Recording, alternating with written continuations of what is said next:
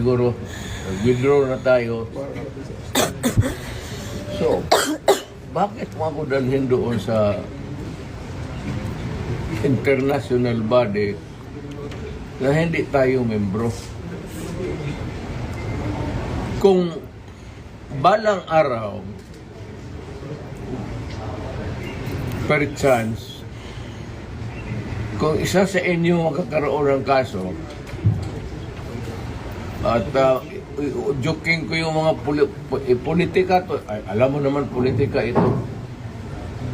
Sabi ko siguro, doon hatakin mo yan doon sa maligayahan kayo niyan. I'm reminding you, not because I want to, I'm not berating you actually.